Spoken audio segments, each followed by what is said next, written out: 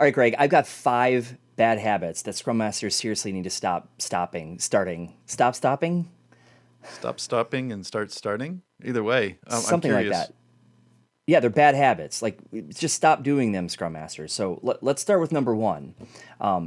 Basically, you stop learning about your craft. Have you ever seen this, Greg? I mean, like, people get their Scrum Master certifications, like, I'm done. I don't need to learn any more about Scrum anymore, and organization should just magically evolve around me. Okay, yeah, no, I have seen that actually. I think that's sort of the certificate criticism that we hear people going out and getting their certs and then thinking, well, now I'm an expert. So you're saying they need to stop claiming to be an expert and continue learning their craft. Like Scrum is endless learning opportunity. Scrum Masters have to demonstrate that first. Yeah, I get it. I agree with that. Yeah, they have Yeah, to there's stop so doing many that. books to be read. There are just way too much. There's way too much to learn, and every organization is different. There's a lot of problems to solve. So we just have to keep learning. We have to keep reading books. Okay. I get that. I like that one. What's the next one you got? Basically, a Scrum Master is the Scrum cop. Like, they come into all your events and they're like, "That's not Scrum," and you're like, "Dude, I don't care. I just want to get my work done." Okay. Uh-huh.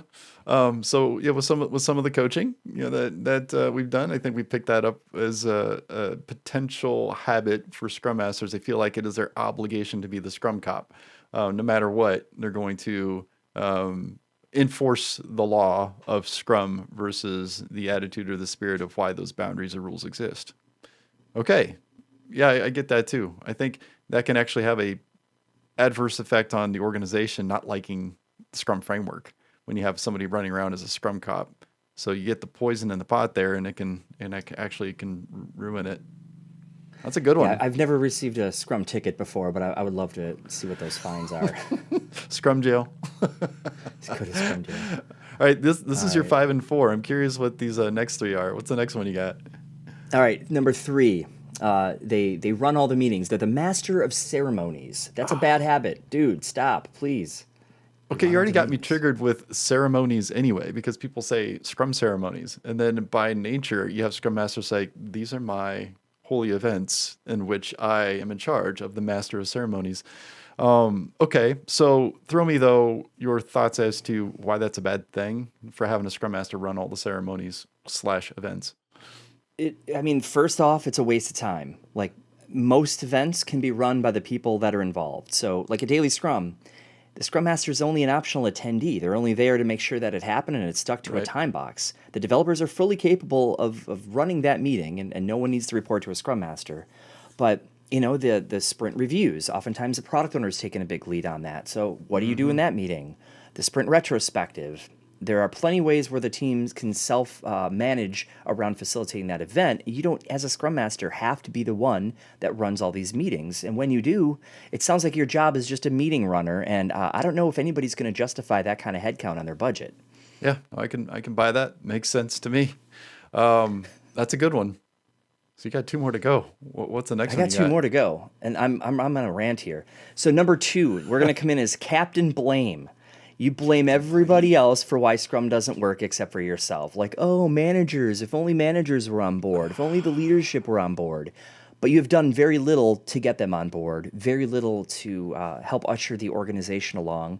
And what is it? In the Scrum Guide, they even talk about the third thing a Scrum Master does to serve is serve the organization as a whole. It's not just about working with the teams directly. So if, Yeah. if you're the type that's just blaming everyone else, stop it. Yeah, that makes sense. That is a good one. What does the Scrum Guide say? That you're accountable for the Scrum team's effectiveness. So blame doesn't really fit with accountability. Sounds like a cop out to me. That's a good one. Yeah, I didn't see blame in the Scrum Guide at all when I looked it up last time. It's true. It showed up 0 times. It showed up Uh, 0 times. you're number one. What is My number the one, number one habit the Scrum Masters must stop at all costs? you're solving everybody else's problems. Somebody has an issue, you go in there and you come up with a solution. Somebody has a problem at the daily Scrum and you're the one to fix it. Somebody has a retrospective idea, you're the one that takes the action item. If you're doing all of the things, A, you're not improving self management. B, you're creating a reliance issue. and see how are you ever going to take a vacation if you're doing all the things. Okay. So Scrum Masters are impediment removers. That's their jam. Isn't that solving people's problems? Well, causing the removal of impediments is the way it's described in the Scrum Guide, and here I am being a Scrum cop. Um, the idea is you maybe identify, but you usher along a solution, or you get this to the right people. You may be involved in the solution actively, but you may not. You may go talk to an adjacent team and present a problem, and they're the ones that solve it. But the main problem that I'm seeing with this, you solve all the problems things, is oftentimes in traditional organizations, the team lead or the manager is the one that solves all the problems, and Uh, everybody goes to them with the problems, yeah. and if your solutions aren't the best solution, people follow it because, well, you're the leader, you're the Scrum Master, and it can sub-optimize solutions and their speedy deliveries. Interesting. All right. On that theme, I think I have a bonus must stop. Yeah. Yeah. Um, it's a Scrum Master who pretty much is so passive, they literally don't help the team with the true impediments that are causing them to be ineffective. And here's what my thought is on this. It is usually at the organizational level, not usually, but can be at the organizational level. And when teams are very focused on their own context or their own arena, and they don't work with the organization to cause for a more effective team, that can be problematic. So when Scrum Masters are so myopic, only see the team and nothing else around them, I think they can be guilty of literally not removing any impediments and causing the team some harm in terms of being able to be efficient. So there's my bonus tip. Scrum Masters who remove zero impediments. Zero impediments. So that makes it now Yeah. 6. We said it was going to be 5. I guess that's the zeroth. The zeroth? Yeah, there you go. The zeroth bad habit. Um, Well, cool. Yeah, if anyone else out there has some ideas of bad habits that Scrum Masters need to stop immediately, please do leave them in the comments. We do pay attention to those and we do respond, and we may even turn that into a video for you. So yeah, please leave a comment. And do you have any final comments?